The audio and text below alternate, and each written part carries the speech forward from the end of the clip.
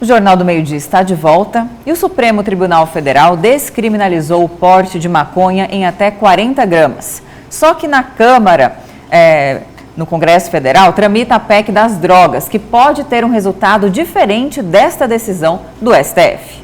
E é para falar sobre esse assunto e outros também, como a tentativa de execução contra o ex-presidente da OAB, Renato Neri, está aqui no Jornal do Meio-Dia, o presidente da Comissão de Direito Penal e Processo Penal da OAB Estadual, Leonardo Bernazzoli. Boa tarde, seja bem-vindo aqui ao Jornal do Meio-Dia. Boa tarde, muito obrigado pelo convite, agradeço a oportunidade, né, e desejo uma boa tarde a todos aí, os telespectadores. Começando aí pela tentativa de assassinato contra o advogado Renato Neri, ex-presidente da OAB. O senhor é lá da Comissão de Direito Penal. A OAB já tem mais alguma informação além do que a imprensa já divulgou? Olha, a nossa presidente, Gisela Cardoso, ela está acompanhando de perto as investigações, está cobrando ali a celeridade máxima possível dentro daquilo que é permitido, né, dos órgãos de investigação. Já entrou em contato com o próprio secretário de Segurança. As diligências estão sendo realizadas, né? Então, eu creio que em breve esse caso vai ser esclarecido, assim como nós já tivemos de outros, né? Infelizmente, essa prática violenta aí contra a advocacia está se tornando comum, rotineira. No caso de Roberto Zampieri, ainda não foi totalmente resolvido, né? O outro advogado assassinado, né? Até onde... Tem uma confusão com um celular lá que entrou STJ, STF, CNJ, não é? Até onde as informações foram permitidas, o que nós apuramos do caso do nosso colega Roberto Zampieri, é que há ainda uma certa discussão com relação à autoria, mas nós ainda, por óbvio, a investigação ela revela um munus mínimo, né, de culpabilidade, de autoria, que vai ter que ser colocada, imposta em juízo, né, que aí nós teríamos ali o processo para poder averiguar. Em relação aos efeitos colaterais dessa investigação, a respeito... Tem algum magistrado com envolvimento nesse caso de Roberto Zampieri? O senhor sabe disso ou não? Eu realmente não posso afirmar, não tenho essa informação, né? Simplesmente tenho a informação a mesma que foi divulgada pela imprensa. Mas o que nós podemos ter em relação a esse fato, né, de paralelo com o que aconteceu hoje, essa tragédia de hoje, é que de fato nas duas oportunidades a OAB Mato Grosso ela foi bastante incisiva e obteve a resposta o mais breve possível, né, da Polícia Judiciária Civil, né, que investigou, apurou e está esclarecendo os fatos. Doutor, seja bem-vindo, boa tarde. Em relação a essa questão da descriminalização da maconha por parte do STF, a reação da sociedade tem mostrado que o assunto ainda não está maduro, certo? Muitas pessoas não concordam com essa decisão.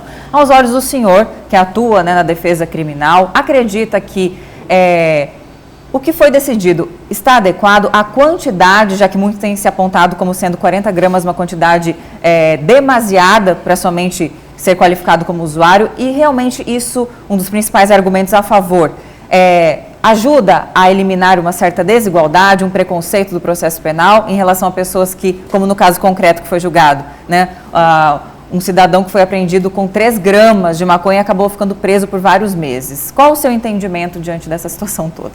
O meu entendimento é que o ponto principal de relevância desse julgado, com a proposta de emenda constitucional, da legislação de drogas que está em vigor ainda, é a insegurança jurídica, né? No Brasil nós retalhamos muito o ordenamento jurídico, retalhamos muito as leis, inclusive com novas propostas, né, legislativas e com julgados extensivos interpretativos do Supremo Tribunal Federal. Então eu vejo que essa medida, ela na verdade, ela não ajuda e nem atrapalha, ela só confunde. Até porque esse problema de drogas no Brasil, ele tem que ser repensado de uma maneira mais estrutural, mais técnica e mais razoável, né? A legislação inicial de drogas era de 76, a antiga lei 6368.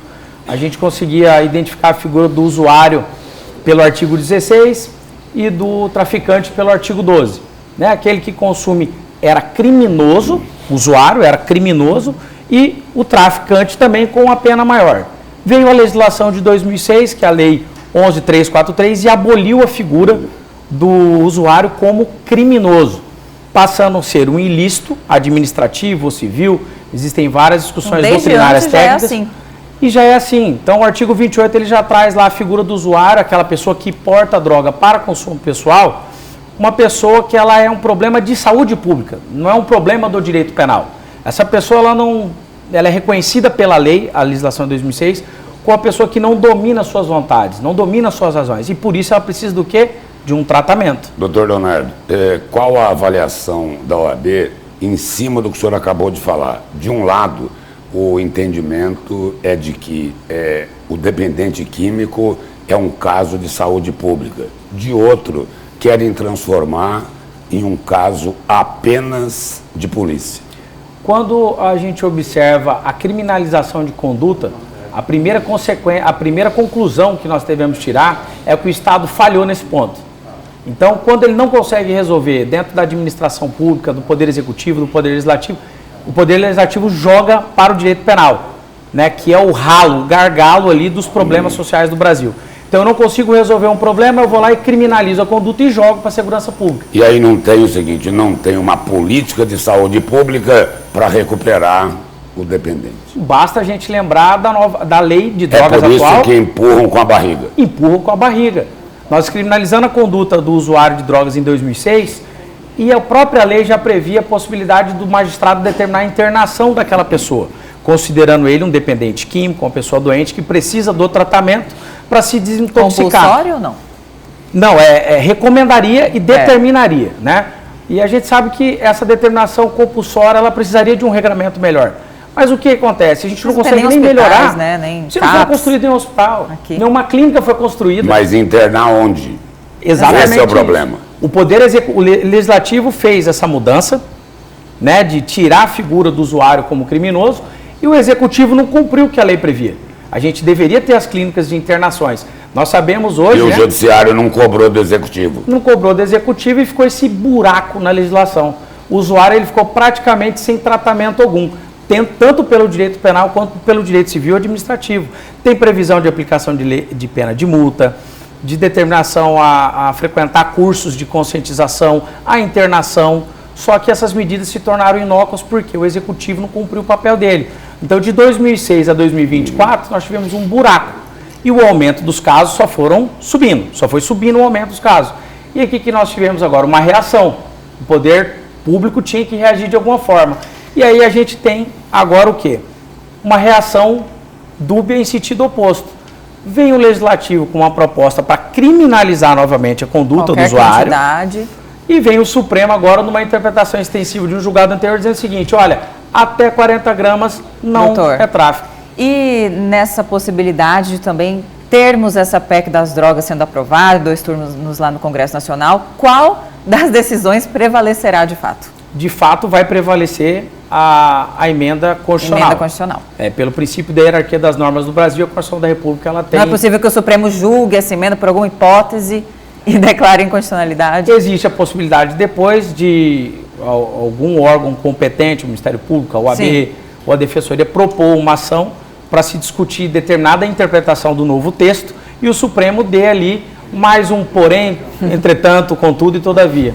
Doutor, nosso tempo acabou, mas só uma perguntinha rapidinho e a resposta também. Nessa decisão do Supremo, teve base científica? Na minha opinião, não. Muito obrigado pela presença e pelas informações aqui no Jornal do Meio Dia. Muito obrigado, fico à disposição de todos. Boa tarde a todos. Obrigada e boa tarde.